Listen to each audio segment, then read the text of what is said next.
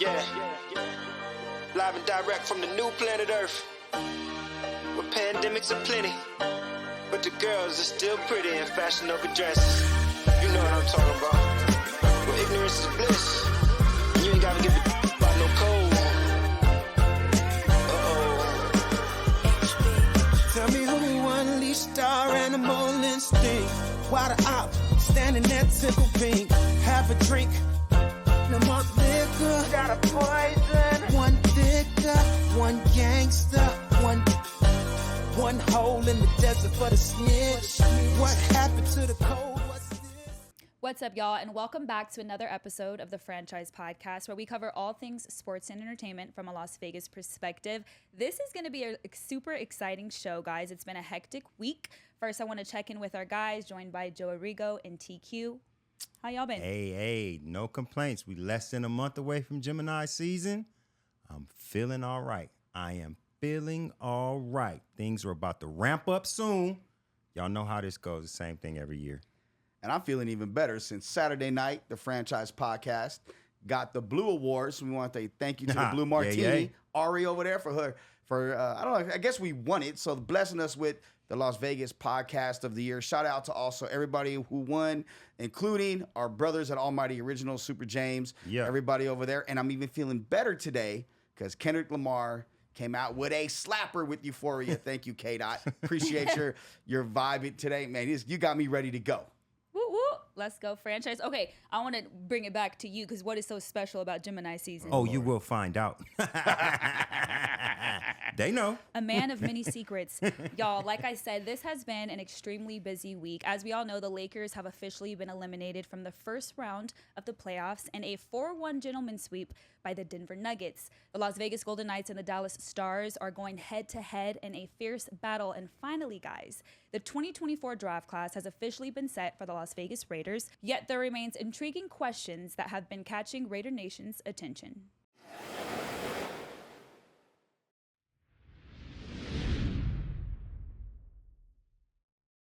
All right, guys, let's get into it. The 2024 NFL Draft is in the books. The Raiders had 8 selections, didn't make any trades. How did the Raiders do? Joe, I'm going to start with you. What is your favorite selection, and what do you think this player or prospect is going to bring to the organization? Well, my favorite selection was their very last pick because I think he's a steal in the 7th round. MJ's a dog. He can get out there and create plays. I mean, he's a playmaker. I think we had 8 career pick sixes. So he went from Memphis back to Pittsburgh, where he's originally from, and he just balled out. He's a dog. But I would say the best pick was their first pick, Brock Bowers.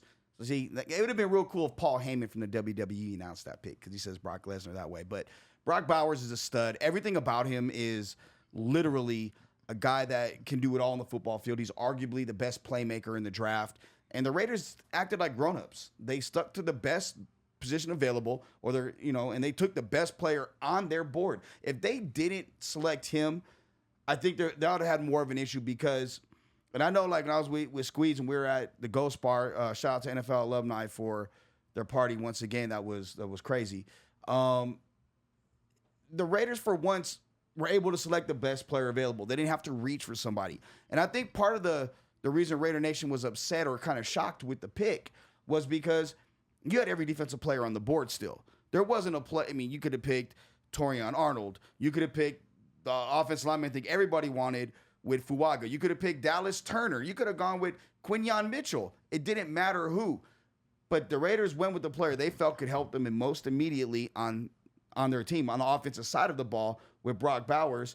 And I think that's why Raider Nation was upset. They thought it would be the offensive lineman or defensive player, but instead they got the best playmaker, arguably, in this draft.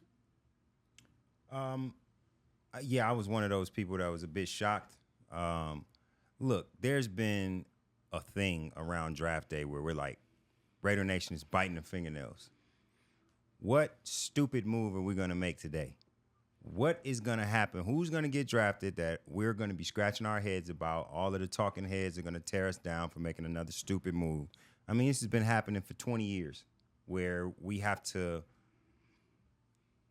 coach ourselves into liking who our pick was just because we're Raider fans, right? And with this new regime, with Antonio Tom Telesco coming in, I figured those days was over. But the reaction at the draft party, reaction in my phone across the board was that, why did we pick him? We just moved up last year to get a tight end that's a very serviceable tight end. So when I left, I was like, here we go again on the first day.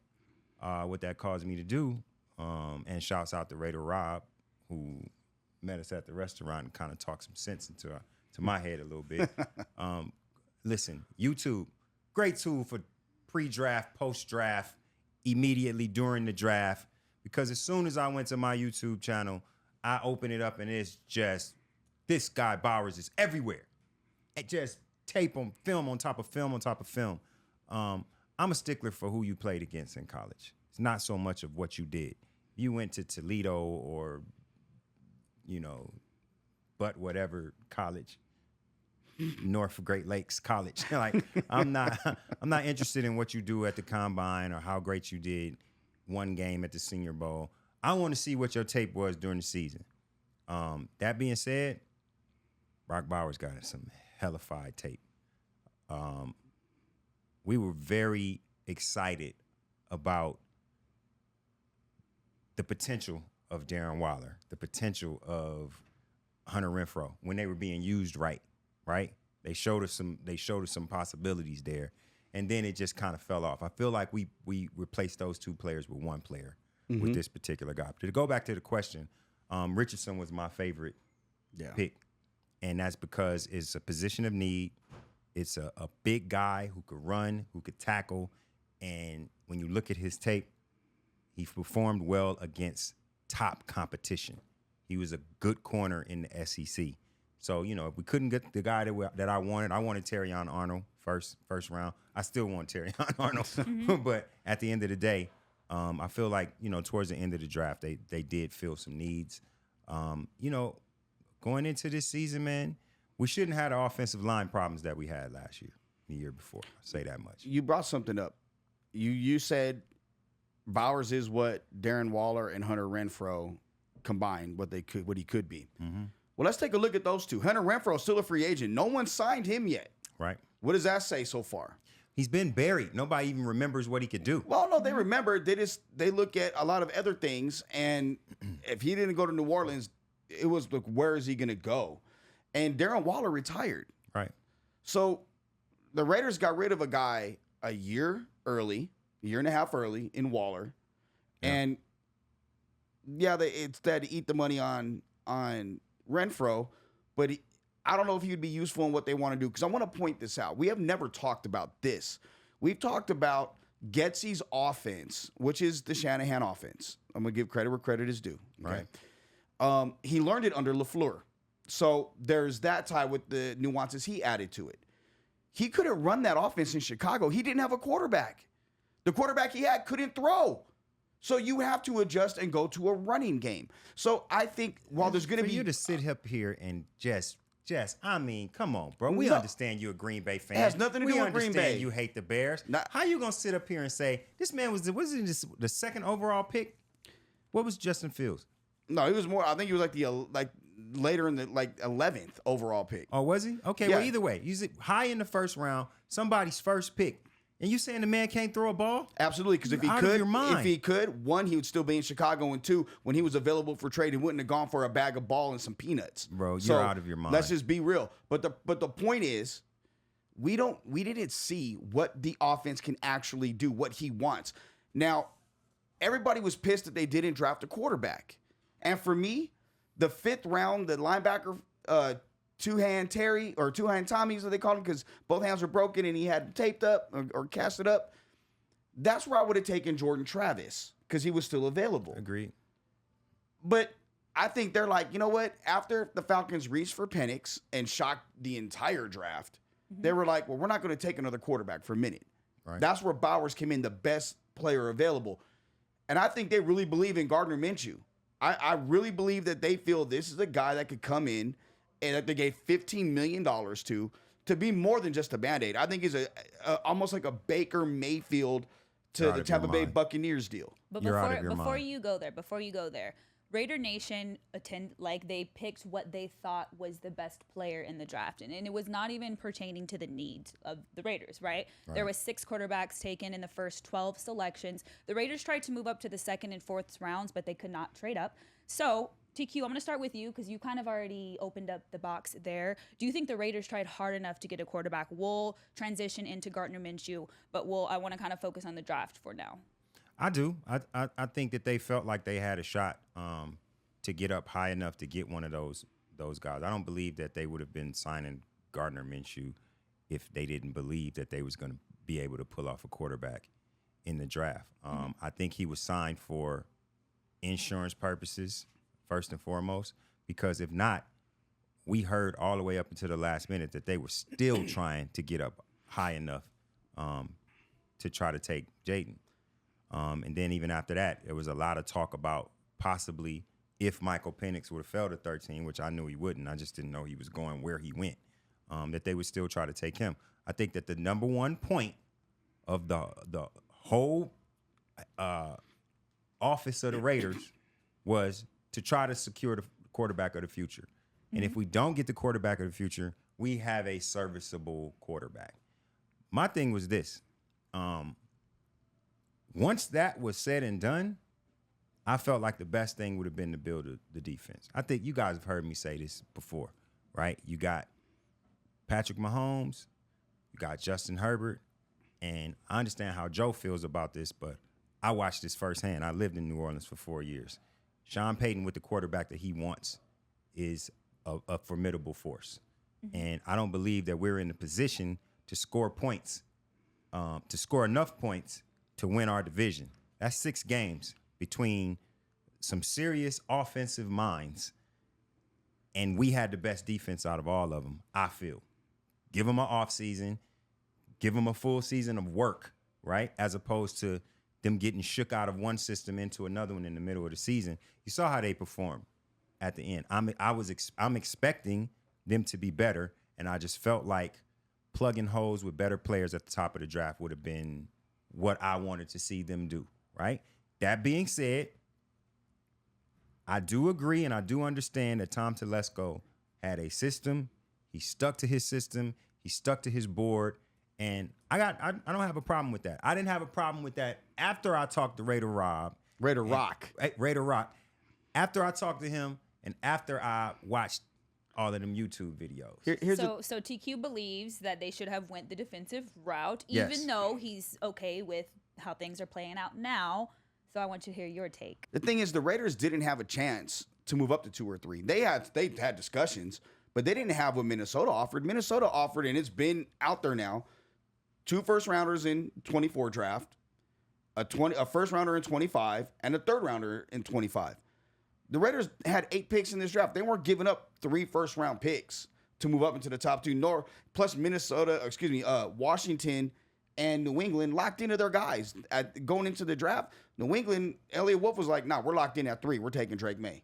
Nobody knew that when they signed Gardner Minshew. No, we're talking about the draft. She's talking about the draft. I understand that. So that's what so to your point, Telesco's thinking has to be, we gave him $15 million to be a guy to be either a bridge quarterback this year and next year, or to be a guy that a show improved deal. Like if he goes out, because again, 52 touchdowns to 20 interceptions as a starter in the NFL. That's not bad numbers. He beat playoff teams last year in Indianapolis with an offense that wasn't his. It wasn't built around him. It was built around Anthony Richardson and Jonathan Taylor. So are you going to spend this time tooting a Gardner Minshew No, what I'm horn gonna as if say we is- didn't what I'm see gonna this play out before? No, what I'm going to say is when it comes to Gardner Minshew and the Raiders quarterback situation, this very well could be a lot like Baker Mayfield in Tampa Bay, where he has weapons. This is the best offensive weapons that Gardner Minshew has ever had. He's got arguably the best receiver in the league, and I say arguably because Justin Jefferson does unreal things, but arguably the best receiver in the league, in my opinion, he still is Devontae Adams. You have a really, really good slot receiver in Jacoby Myers. You got a speed guy in Tucker. You got Mayer. You got Bowers. He's got a running back group that you can run with power, you can run with speed, and with the kid that drafted out of New Hampshire, he's got great hands. he can dink and dunk, whatever. The offense is tailor-made for a guy like Minshew to get out, spread out a little bit, dump the ball off, and get going. You can say what you want to about this word, arguably. You can blame it on Justin Jefferson if you want, but I know the truth here. This is the first time you've ever put that word with the words Devontae Adams. Devontae Adams is still the best receiver in the league. You know why he put arguably? Because ever since Derek Carr left, there's been nobody to throw the ball to the man. He's never had a season in his life where he didn't have an accurate quarterback with a gun. He's going to have that now. He had that last year. You saw his numbers dip. His numbers are going to be dipped again. And now he's arguably and not the best. He's still the best. I just say that. You said arguably. I did that because I'm being politically correct. But my personal opinion, I'll take Tay over any receiver in the league. I'll take Tay with a quarterback that can get him the ball. I'll take Tay with me throwing him the ball. Yeah, well.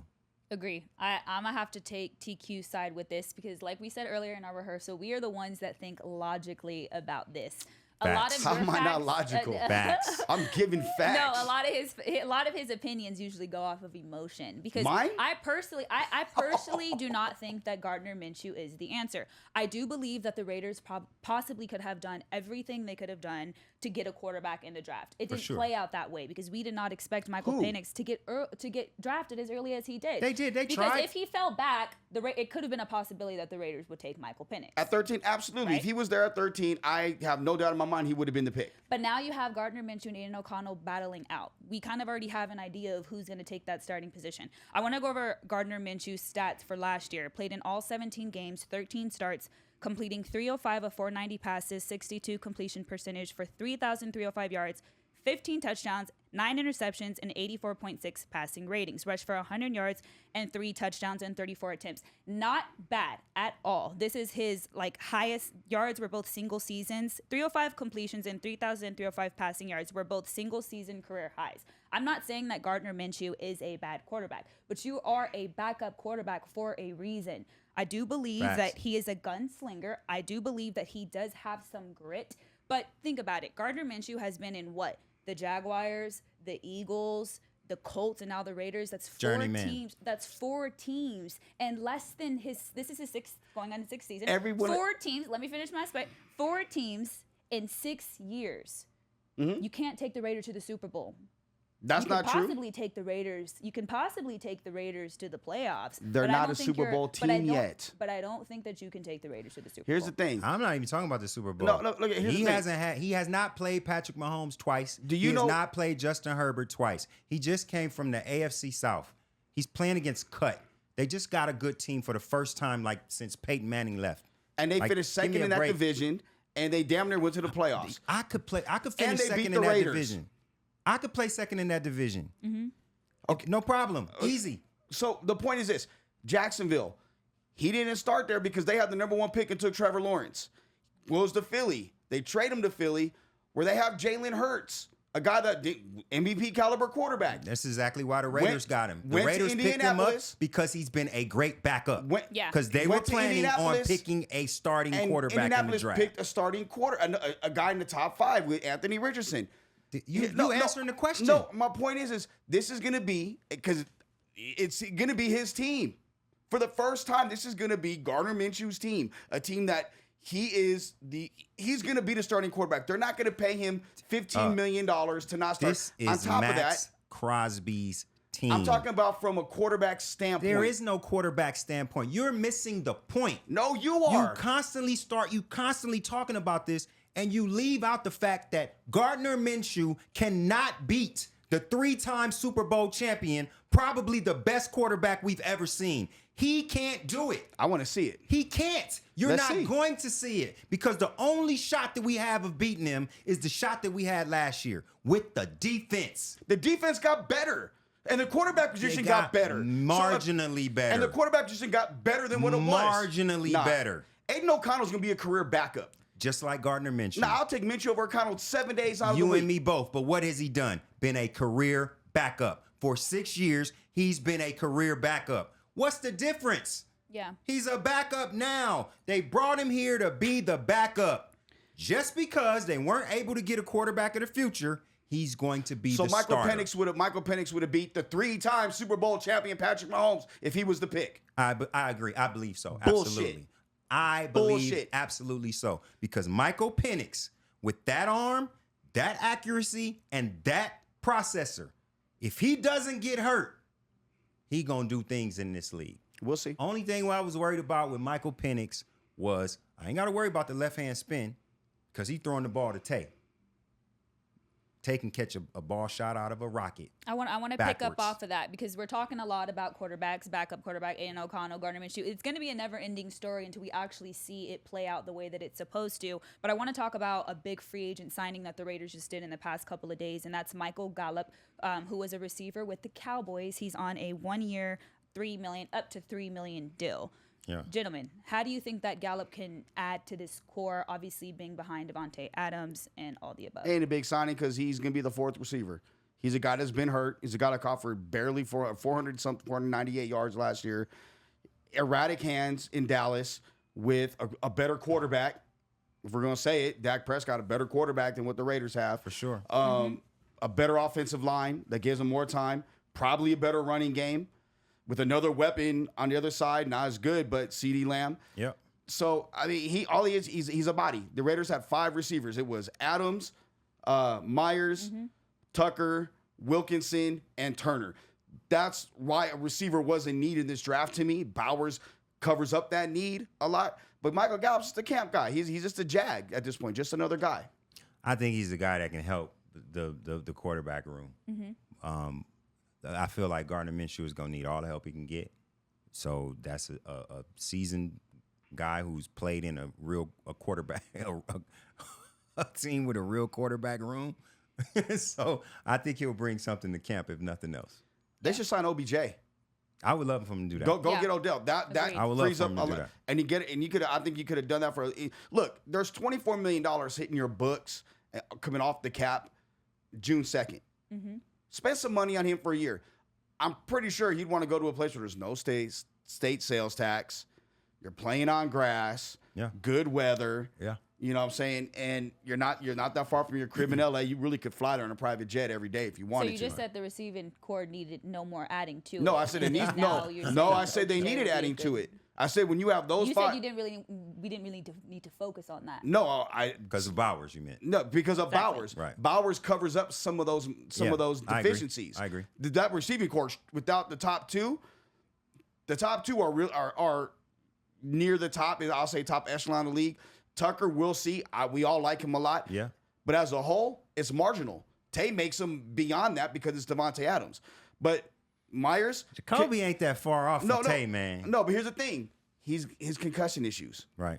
So I take that in consideration. Right. Availability is the best ability in the NFL. Yes. Right? So, and then Tucker, they did a better job of getting him the ball after McDumbass left. Right. And then the other 2 guys, I like DJ Turner, but no one's scared of them. No one's worried about them. Right. You bring in Odell, Gallup could be there. Wilkinson could bounce. Now, Turner, there's 6 receivers. There's your group. Now you can go to war with that if you want. But I like the kid out of Mississippi that they brought in too. He's got a weird name. I like him. Lane Kiffin does good with receivers. So, I mean, we'll see. I think Bowers is going to help that receiver room because he's not just a tight end. I'm not just going to put you say the word tight end and you think this, but he's more along the lines of a Travis Kelce. I'm not saying he's Kelce, but he can do the Travis Kelce type things in the passing game. Even though it was a shocking pick, I think it's going to be one that helps Raiders a lot because we all know that they have their problems in the red zone. So it's like having those big bodies out there is really, really going to help, truly. Guys, coming up next, the crushing defeat. The Los Angeles Lakers' journey ends as Denver prevails in Game 5. Joe Arrigo is going to start us off for the next segment. He's going to tell us how the Lakers fell short. Stay tuned.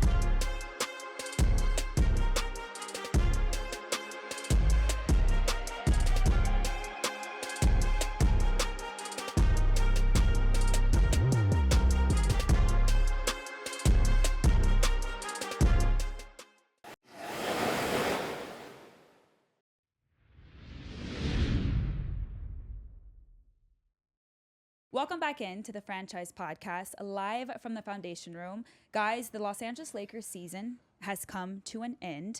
If I were to give the Los Angeles Lakers one name for this past season, it would be an emotional roller coaster. Both teams came out swinging in Game 5. Jamal Murray was the pillar of this game, scoring the last 5 final points, beating LA 108-106. Joe, the Lakers are now faced with numerous questions. What led to the Lakers' shortfall? And should Darvin Ham bear the responsibility? Okay, so if I'm going to give a name for this team this year, is my good friend Jeff Pearlman's book, 3 Ring Circus, because that's what it was under Darvin Ham. Look, Darvin Ham was a guy that I was high on up until midseason. And then you guys said it on the last show, Squeeze, when we did the last show. You know, what changed? Well, reports are coming out now from the Athletic, Shams, what flat out said that the team, after the midseason tournament, stopped believing in him. They stopped listening to him. They felt they coached themselves in part because the in-game adjustments weren't there, especially in the second half of games, in particularly the fourth quarter games against the Nuggets. They felt like they had to coach themselves. The team stopped believing in him, period, point blank. Darvin Ham, they didn't like the rotations. The players didn't understand the rotations, something I've been harping on all season long. They didn't understand. Why? To the point to where AD and him get into it after game 2. Now, what does that say? Your best player, because I think, can we agree that AD's the best player in the Lakers when healthy right now? Yeah. Okay. That's not a slight against LeBron, who balled out. LeBron played his ass off this series. You were right. You know what I'm saying? I'm gonna give you credit, but it was good to see that from LeBron. But AD still, every time he hits the ground, I worry if he's gonna get up. He needs life alert. I've fallen and I can't get up. Like that's where it's at. Darvin Ham, though, he does stupid shit during games as a coach. Pulls players out that's hot, puts in other guys. Where the hell was Gabe Vincent in game 5? This guy, He was somewhere building a house of bricks. But he plays defense. Brick. He's supposed to be the Murray stopper is what they hailed him as. That's one of the reasons why the Lakers signed him.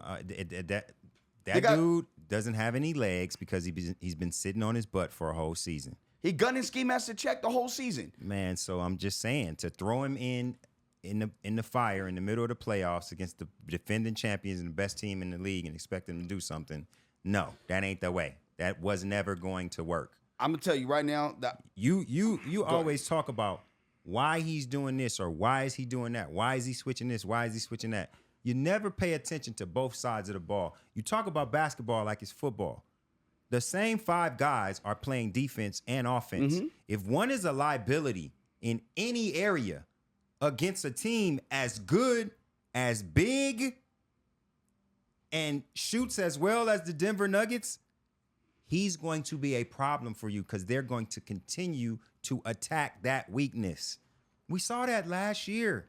We saw that every significant, meaningful Laker moment this season was spoiled by the same team that swept us out last year and gentlemen swept us the other night. Something has to change. How is it going to change? You're stuck with the roster that Rob Pelinka got you. That roster as a whole was not healthy. Now, the 2 big dogs, they played more minutes than they didn't play in years. AD played more minutes than he ever played in his whole career, right back to high school. So I get that. But it's going to take a supporting cast to deal with the likes of the Joker, Jamal Murray, and all them other light-skinned boys. They can ball. They are the champs for a reason. And Laker Nation, everybody is so emotional about, oh, this didn't happen. Let's point the finger at this player, that player. But that's a better team than us. So you're willing to run this whole team back, yes, including their head coach? I'm willing to run it back just like it was because every option that I can see with trades, with salaries, and with possibilities, trade partners, it's not going to make you better than the Nuggets. The Lakers were up double figures multiple times in this series. Every single game they were up at halftime. That tells me you're closer to being able to compete with this team then you're going to be with anybody else And that that- you could possibly get. And that tells me at halftime, other teams made adjustments and you failed to as a head coach, which caused collapses in the second half. And what's your adjustment? My, Don't just come No. up with something No, and my- don't have a solution for it. me as a What's your coach- adjustment? me as a coach? Yeah, what do you do? I'm running with hot hands the entire game, the same way Phil did, the same way Pat Riley did. If you're my hot hand, Time I'm out. riding with you out there. Time out. Phil and Pat Riley. So you think D'Lo could have played on one of them teams with that trash ass defense that he plays? Absolutely not. Compared to the guys that's backing him up, not playing because they don't have any offense or defense, yes, he would have. Hey, they ran out Smush Parker. Phil ran out Smush Parker. At least Smush Parker knew where he was supposed to be on the court when he didn't have the ball. I saw D'Angelo play defense one time in this series, and that was this last game. That was the first time when I actually saw him sticking somebody. He doesn't have a clue on defense. He's not interested in defense. He just wants to shoot threes. When he's on, he's wonderful. When he's off, he's a liability. For me, I'd rather have him and his ability to score than somebody who can't score and really can't play defense. I'd rather get something. Who's versus that nothing. person? Gabe Vincent, Dinwiddie. You just said he was the Jamal Murray stopper. Ain't that what you just said? That's what they say, but he didn't play and he couldn't score. Man was hurt. Man shouldn't even been suited up. Spencer Dinwiddie. Trash. So what do you get out of Dinwiddie that you don't get him in? You don't get him way over here when his man is way over there busting threes. You keep talking about offense. Offense was not the problem. Michael Porter Jr. constantly open on the perimeter. That's the problem. So was it just D'Lo not playing defense, or was it also Rui and Reeves and James and Jackson Turner, or was it just D'Lo that would look lost out there on defense? Everybody not because I watched guys blow by LeBron. I watched LeBron stand back and cherry pick on defense because he didn't get a call at the other end. LeBron is 40, man, and So you don't. This is the thing. You're only gonna pay attention to the things in Joe's brain. You're not going to pay attention to reality. And the reality is LeBron can't do it anymore. He cannot be the number one defender and the number one offender. I thought AD's the number one defender. Listen to, can I get my point out? You talking about people running by LeBron. I want people to run by LeBron when he's tired because I don't want him to be tired in the fourth quarter when we need him. We don't have a closer. AD's not a closer, especially when he's been chasing Joker out on the three-point line all game. He's going to be tired. I've said this 100 times. You're not giving enough props to that Denver Nuggets team. Nobody is. Everybody's talking about all of these Laker flaws. They're not as good as them. Those people are the champs. Did we forget that? That's the NBA champions. It might sound weird. Oh, Denver. The Nuggets. No. That don't sit right with most basketball fans because you just don't hear it often. Well, get used to it because Joker ain't going nowhere. And Jamal Murray, he likes to murder your feelings on the court, and he's going to continue. The bottom line is we put a team on the court this year that we thought we were building for them. That team got hurt. By the time that team started getting healthy, the bench, which was most important, Joker, AD, LeBron, Jamal Murray, cancel each other out. They all have great games. So now what's going to happen? Porter Jr., KCP, that supporting cast was healthy and better than the Lakers supporting cast, and that's why the Lakers lost. And you want to run the Lakers back with that supporting cast. I want to see what they can do I want when to they're mention healthy. a comment for that, right? Because I do like how you said you want to run it back with the supporting cast. But what is the primary solution? Because we can all say that Denver Nuggets is that good. Yeah. Yes, we understand that. But what is the primary focus for the Los Angeles Lakers? What's the solution? What should they be focusing on this upcoming offseason? You know what me and him can't said? Remain the same. You know what me and him said last year? We both picked the Lakers and the Bucks to see each other. We picked this after the offseason moves. We picked this in the beginning of the season. Before the we season were began. happy at all of the things that Rob did in the offseason. We didn't get a chance to see it happen. My thing is, okay, can you go get me Kyrie Irving? Because if you can't, can you go get me Luka Doncic? No. You can't get me nobody that's going to make us better than that team.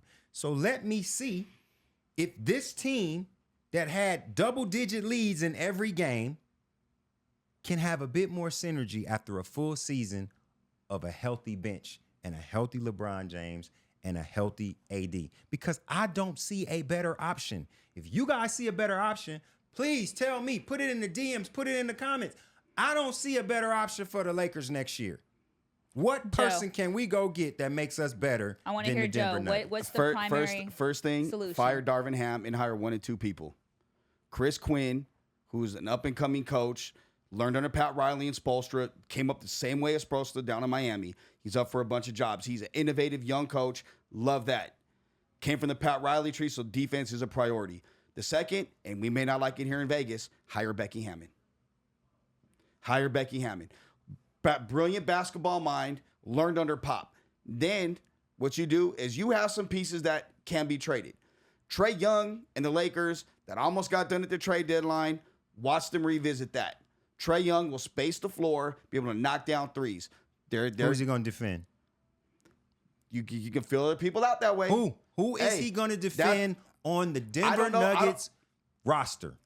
Yeah, you're not giving a solution. No. Okay. Trae Young gonna stop Michael Porter Jr. from getting open threes? Trae Young would have to, whoever's playing the point guard for him, so he may have to be on Murray or who's ever at the KCP, whoever. But they got to stop him too. Just as much as he got to stop them. They got to, and he's a better shooter than anybody on the Lakers roster. He's a better scorer than anybody on the Lakers roster. He can distribute the ball better than damn near anybody other than LeBron and D'Lo on the Lakers roster. So he checks a lot of boxes. In today's NBA squeeze, you and I both know this. You know this too. There's not a lot of defense being played. And if we're being real, there's 2 other teams ahead of the Lakers in the Western Conference and the NBA for that matter. I disagree. And that's Oklahoma City and the future face, if not the face of the NBA right now, Ant-Man and the Minnesota Timberwolves. Lakers would have took both of them teams out. Hell no, not the way Ant-Man's playing. 100% they would have took both of them teams out. None of those teams can do nothing with Anthony Davis. Anthony Davis would have made mincemeat out of Rudy Gobert. Nobody would have made mincemeat out of Ant-Man. Yeah, he can go for 60. Don't even put nobody on. And Ant-Man. then you got let him play by himself. You got Karl Anthony Towns. You got to stop. Well, ain't nobody worried about Karl Anthony Towns. Score. But Bron can play him. Will he? Yes, he will. Okay. Listen. Here's the thing. There is one team that is decidedly better than the Lakers in the Western Conference, and that team is the champs. And the only reason the Lakers are at home right now is because they took the Joe Arrigo route and played for some ungodly reason that I still don't understand for this play-in position when they didn't have to. You don't think? All right, gentlemen. Quick question for both of you. Last comment. Move along. For both of you. You don't think if they would have won 3 or 4 more games in the regular season, when they're sitting at a 4 or a 5 seed, and they wouldn't have to play Denver, they'd be at home right now? Or because of the dumbass decisions that Darvin Ham made with rotations and sitting and this and that, they had to play in a play-in game. And then because of that, they won the play-in game because our head coach, we want the smoke. Well, how dumb does that look now? Yeah, that part was stupid. Everything else you said before that, not stupid at all. Man was trying to beat Denver. That was the whole point. He got to the Western Conference Finals last year. He wanted But I to do believe if they were not playing the Nuggets, they would still be playing right now. But 100%. There's still been things that have needed to change. The lineup, the injuries, all of the above. The Lakers appear to be facing some major changes this upcoming offseason. I hope to see something changed. In the meantime, in between time, we're going to turn the page, focus on the Las Vegas Golden Knights because they're in a fierce matchup against the Dallas Stars. This section was brought to you by Coldwell Banker Premier Realty. Coldwell Banker is a service-driven, highly productive team of professional sales and support people who are dedicated to consistently providing superior real estate brokerage and related services, setting the industry standard of value and excellence.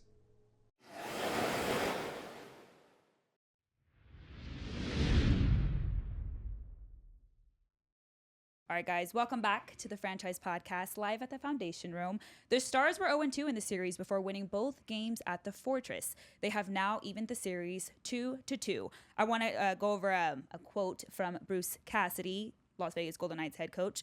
"We have to play hard on them and make them earn their ice." TQ, did the Knights lose their momentum? I think they did. I feel like this fortress is one hell of a home ice advantage. I think that 12th man, for lack of a better word, really plays into, gets them over the top sometimes. They wasted a all-time performance from Logan Thompson. Balling this series. I mean, my goodness. Pucking. Yeah, for real. And and that I feel like you can't give a team like Dallas life. You have to take them out as soon as possible for no better reason but that they have your old coach. So adjustments in game and game to game because of DeBoer, it's not like playing the next good team. You know what I mean? They're the number one team for a reason, and because of him, I feel like they have an edge because they know what we do so well.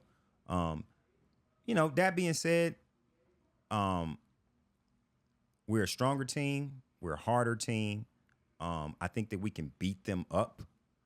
And this last game was going fine. That second period, Petrangelo changed the course of that game in the second period with the stupid penalty, which I think was like a cross check or a roughing. Yeah. And it was just unnecessary. They could have given him 4 minutes. They gave him 2. Right. And then turned the puck over in their zone after they scored on the power play to take the 3-2 lead. Right. Look, what I've seen essentially was the first 2 games, the Golden Knights did what they were supposed to, which was out-hit a team that's more finesse than the Stars. Right. And then, game 3, it was an overtime game. It was a tough game. Yeah. That game, Dallas was going to win a game. Game 4, Golden Knights had all the momentum until the Petrangelo's, plays. And I'm not going to get on him that Megan. The guy's an all-star. The guy's won a Stanley Cup. Yeah, for sure. The guy's a stud.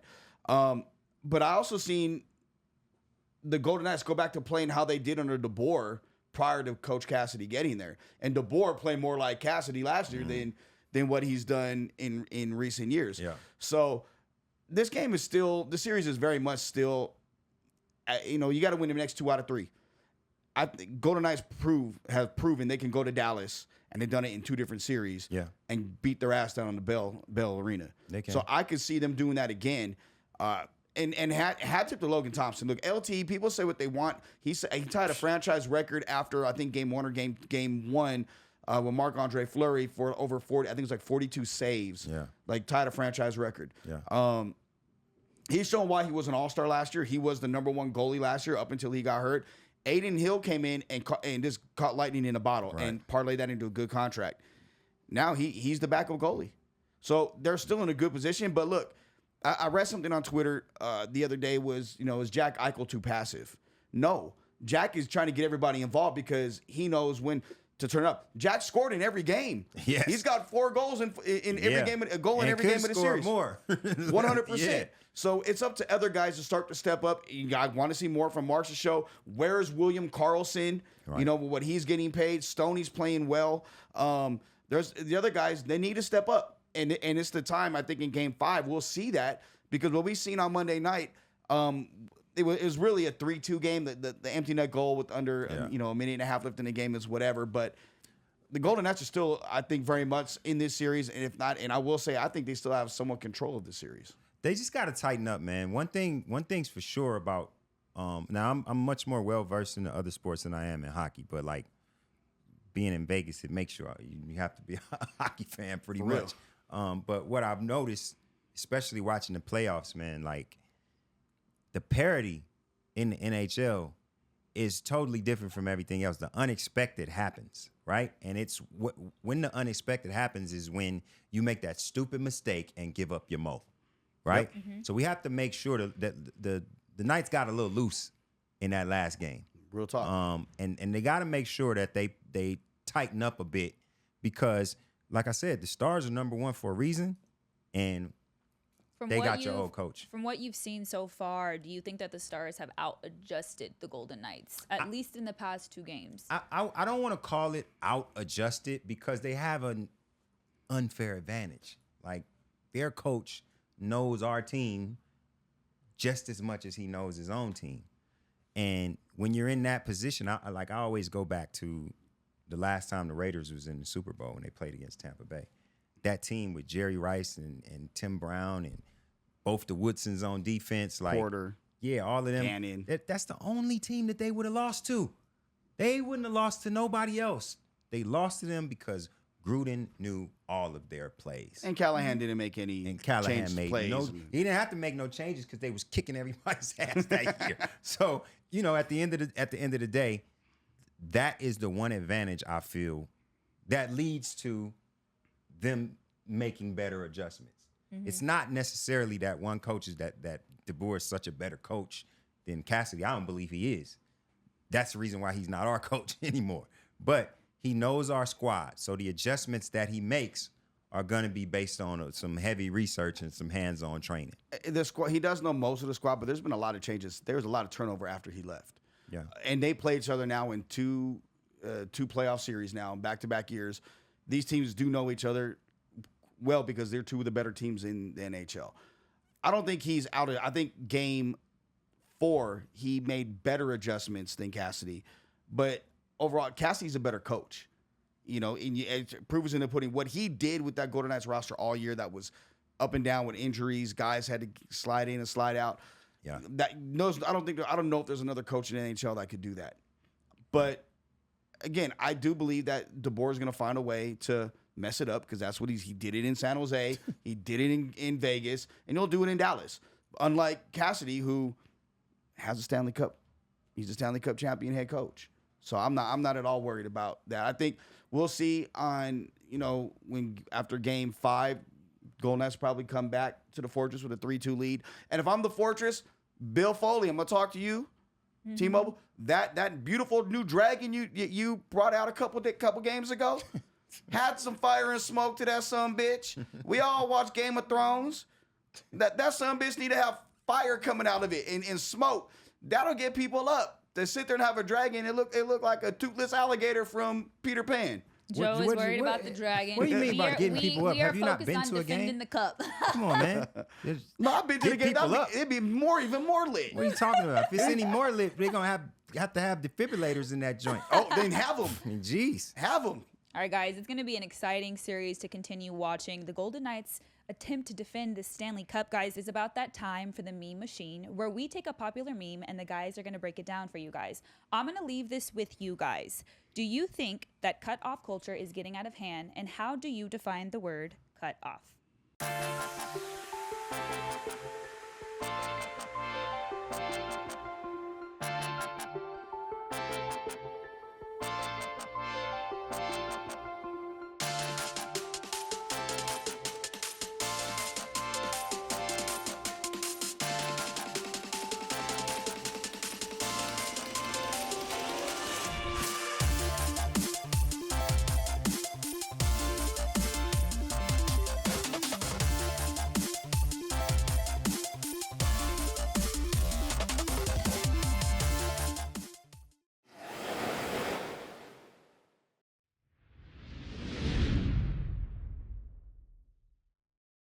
All right, guys, welcome back into the Franchise Podcast. We're going to be talking about all things cutting people off because it's been a really big deal as of this moment. There has been like this trending topic on Twitter, all over social media, of this guy who cut off his friends because they didn't check on him. I think it was after a month of him getting his surgery. So I'm going to go over the quote really quick. I just blocked indebted friendships with 4 of my homeboys. I had back surgery literally a whole month ago, and not one of them checked up on your boy. I didn't say anything. I just blocked and let it be what it is. These guys were not my real friends.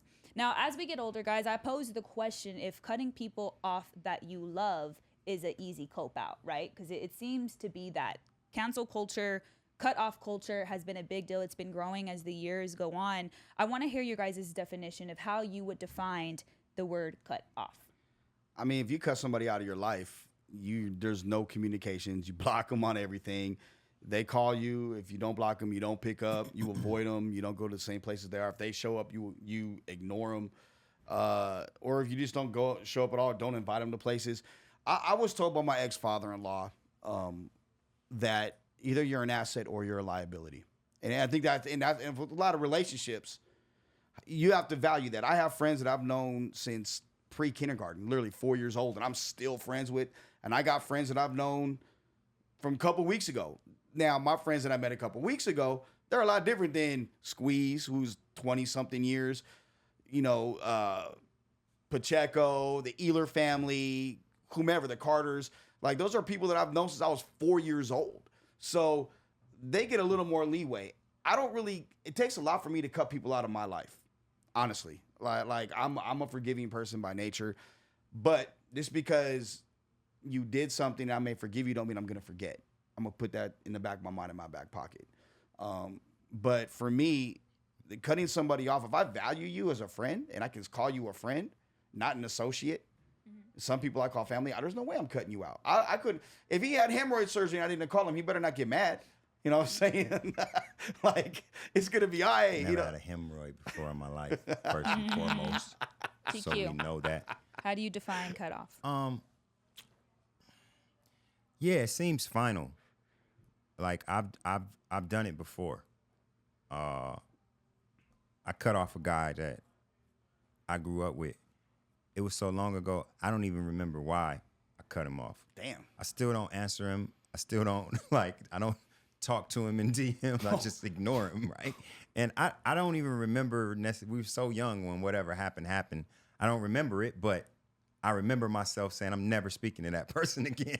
So I'm just Wow. that probably ain't cool, but whatever. I could care less. But I don't have people in my life anymore that I have the ability to cut off.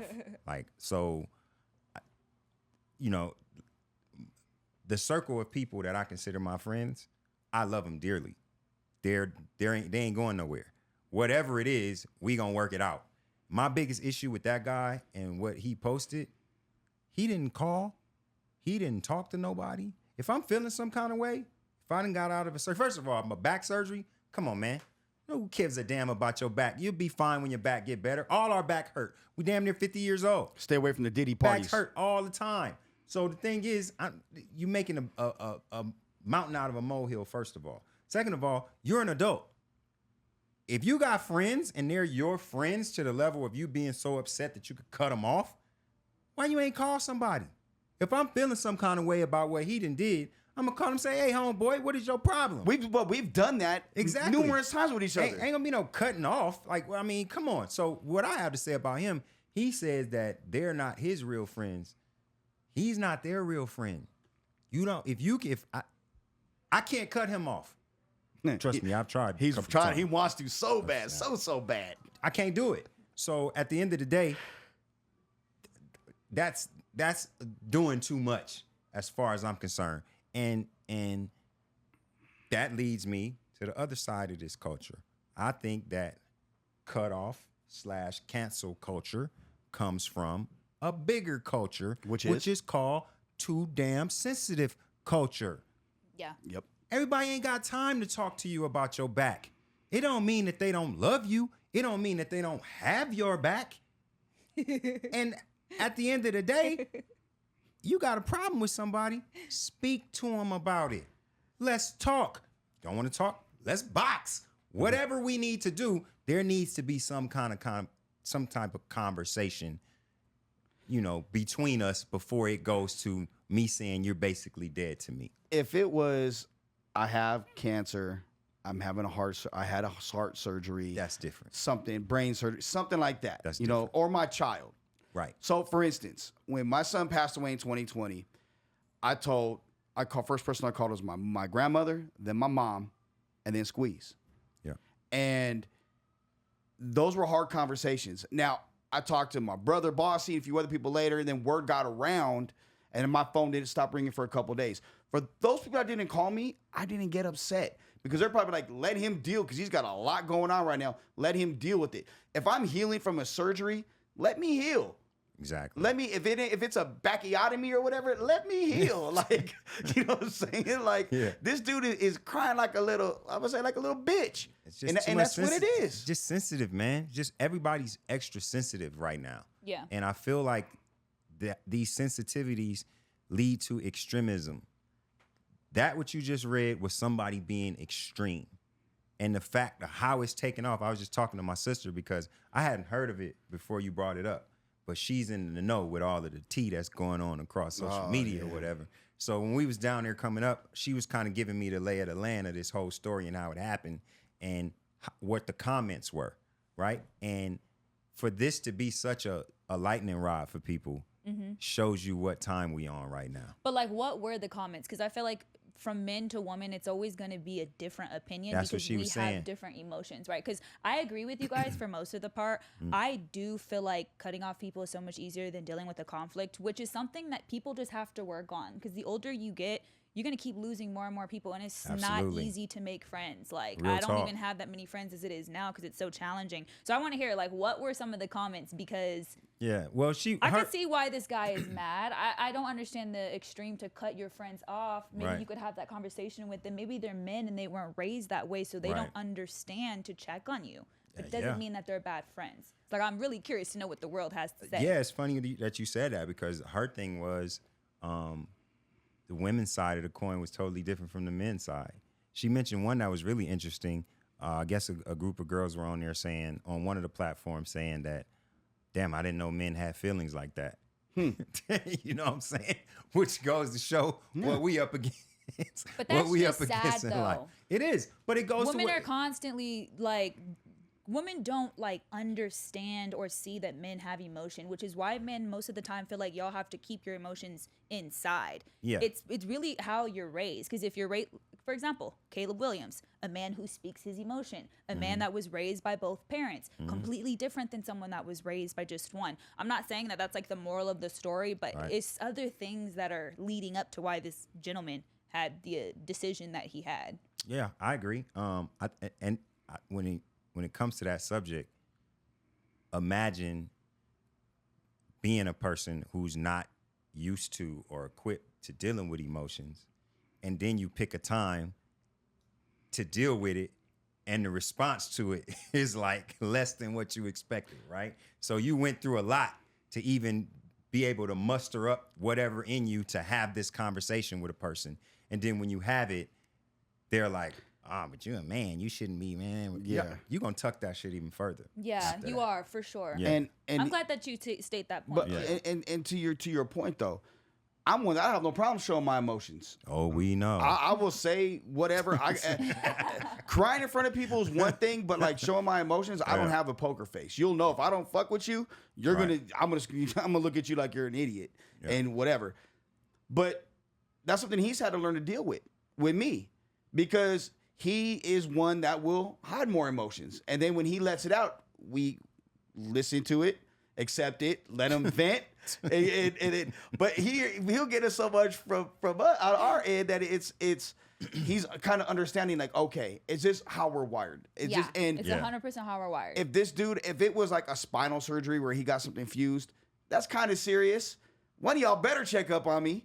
But if it's just like a herniated disc, I don't think it's about what it is. It's about the moral idea of it. Doesn't matter whether it's a surgery or a family member passing away. It's about you earnestly caring for your friend and checking up on them. That's in my opinion. Okay, but I feel no like one checked up on you and no one did. But look at the flip side of it. If we talking about what care, if you were in a coma? I'm just saying that's this different. This is intense. What if you had back surgery that ended up ending in a coma and you haven't talked to your friends in a month and they still don't know because they haven't even reached out. You could have My been there. friends, That's the extreme. I'm going to come on know. now. That's the difference. That's what I'm saying. What I'm trying to get across is that goes both ways.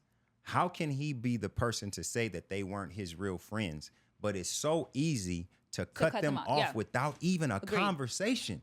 Maybe it went both ways. Maybe you weren't their real friend either, if it's that simple. I'm thinking of my real homeboys.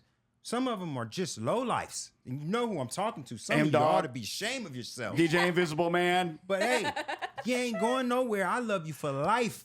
We gonna be together as friends until we leave this joint. To your point, though, like even now, I'm joking, Invisible Man. I love him to death. That's like, and I feel bad. I'll return your call. I know I've missed 2 of your calls. I'll call you back.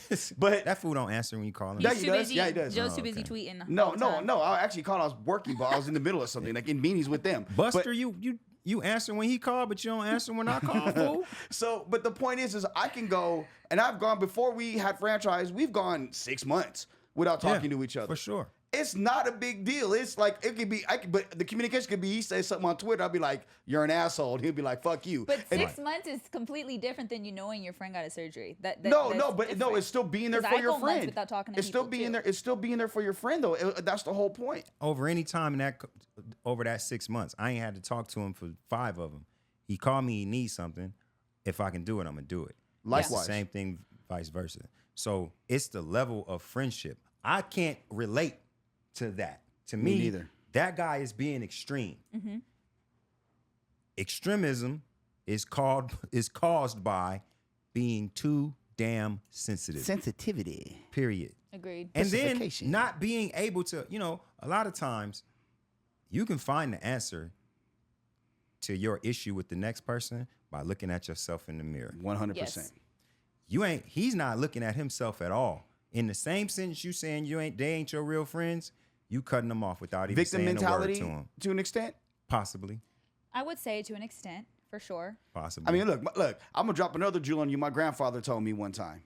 He said, "Son, no romancing without financing." Makes sense.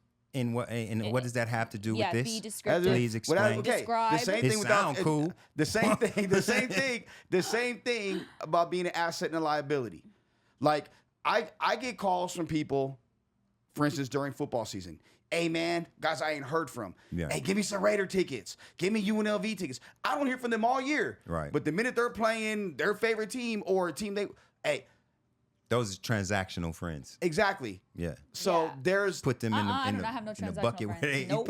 well, I mean, some of them is transaction 2 ways. they're not friends. They're, I Right. would say they're if it's associates. I would Right. say if it's in regards to business, but don't be just coming to me thinking you about to get free stuff. I Period. mean, Or- what you bringing with you? or when they come to Vegas. What you bringing with you, homeboy? When they come to Vegas, I know we all get this. If you live in Vegas, you get this too. Every weekend there's something going on here. Right. There's always somebody I know every weekend from Thursday to Sunday. I know somebody's coming to town. Yes. Yes. Like, hey, can you get me in this club? Hey, Yeah. can you get me in? Facts. I ain't even going. Why am I gonna get you in it? You Right, know, right, like right. no, like. But there are certain people. Like if my Polo brothers call me, I'm gonna get him in. Whatever. It's different. Those are dudes I'm literally text every week in a group text every day. But again, what you're saying is different from this guy. Your Polo brothers, y'all was Polo when? How long ago was that? Oh shit, we 90s, bro. That's back in the 90s. Yeah. You're not just gonna cut one of them dudes off without even speaking to him, right? Oh hell no. All right, you ain't dealing in emotions to the level of where you're sensitive, We in and you're the not 90s sensitive to now. the level of being extreme. Yeah. That guy is emotional to the point of being too sensitive, and too sensitive to the point of being extreme. So he's Drake and everybody else is Kendrick Lamar. Period. Guys, there is an answer. I believe that there is an answer to cut off culture. And adults really have to look at themselves in the mirror, like TQ said, but to also learn to have those uncomfortable conversations because we always going to have a problem with someone and someone's always going to have a problem with us. But in the meantime, we're out of time. Guys, drop your comments below because we want to hear what y'all have to say in regards to the cut off culture segment and to everything else. Don't forget to like, comment, and subscribe. Hit that notification button because we're going to be around. See y'all next week. Rest in peace, Sonia Muhammad. I'm gonna love and miss you, Mom. Live and direct from the new planet Earth, where pandemics are plenty, but the girls are still pretty in fashion over dresses. You know what I'm talking about.